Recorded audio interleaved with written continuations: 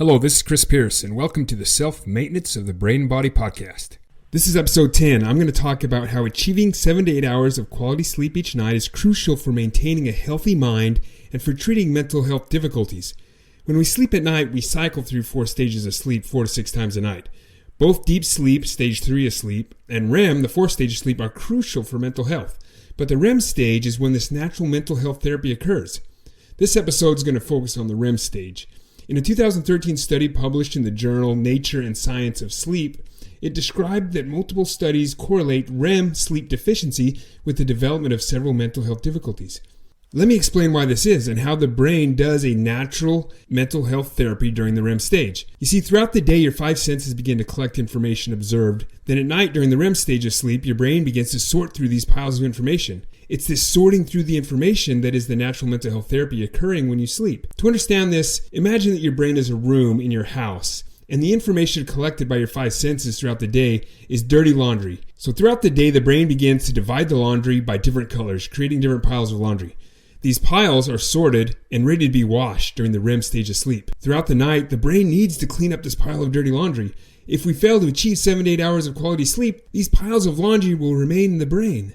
These leftover piles of laundry remaining in the brain when you wake up will begin to wreak havoc in your life when you're awake, especially if that unclean pile of laundry is a traumatic memory or an event that occurred during the day when you were experiencing any negative emotions such as fear, anxiety, anger, frustration, guilt, or sadness. So within that pile of laundry is not only the memory of the experience, but the physiological responses that associated with that memory. Maybe that's headaches, you felt nauseous, your muscles got tense. Now here's an example I think to better explain this. Let's say that during the day you got into a verbal argument with someone. During this exchange you experienced high levels of anger, maybe even disgust. Your fight for flight was high and stress hormones were released in your body. Now imagine that night you do not achieve enough quality REM sleep, and that pile of laundry or that memory that didn't get processed and cleaned up still hangs out and remains in your brain when you wake up. Now throughout the day, as your 5 senses now detect any stimuli associated with that event, you will continue to feel the same physiological symptoms of the fight for flight that occurred during that event. If your brain achieves enough REM sleep, it'll have time to clean up all these piles and these events will be processed and not remain in the brain to continue to cause mental difficulties throughout the day. This is why achieving 7 to 8 hours of quality sleep is crucial for maintaining mental health. Now when we sleep, we spend about 20 to 25% of total sleep time in the REM stage. The REM stage is shorter during the first half of the night, and then it progressively gets longer the second half of the night. So the most restorative REM sleep occurs in that second half of the night. So if you're waking up earlier and not getting your full 7 to 8 hours of sleep, especially on the second half of the night, you're losing out the opportunity to really get that restorative sleep from the REM stage. So what can you do to improve the amount of time you spend in REM? So let me share with you the variables that can decrease REM sleep, and then what you can do to improve REM. First, alcohol. Consuming alcohol less than 3 hours before bed decreases REM sleep. Consuming caffeine less than 6 hours before bed also decreases REM sleep.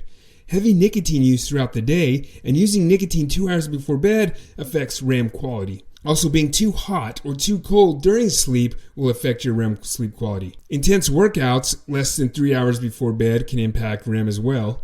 And high exposure to stress throughout the day without effectively regulating your stressful responses and regulating emotions can impact REM sleep. So now what improves REM? It's really to reduce all these things I just mentioned that affect REM quality. You need to watch your alcohol consumption, caffeine, nicotine consumption. Staying hydrated and drinking at least 1 ounce to half an ounce of water per body weight each day is going to help REM. You need to perform intense exercises in the morning that raise your heart rate above 75%. Additionally, what you eat can improve REM. They recommend eating things like bananas, citrusy fruit, tomatoes, leafy greens, foods high in fiber, different types of nuts. These can all improve the quality of REM sleep you achieve. So now this concludes this episode. Please tune in every Monday for a new self-care tip. If you enjoyed this episode, do me a favor and share it with your family and friends. You can learn more about this topic on my website at utah23.org. Also, please check out my self-care book titled Self-Health Andragogy, Self-Directed Learning Approach to Mental and Physical Self-Care. It's available on Kindle, print copy, and audiobook. You can find links to my website and to my new book in the show notes of this podcast.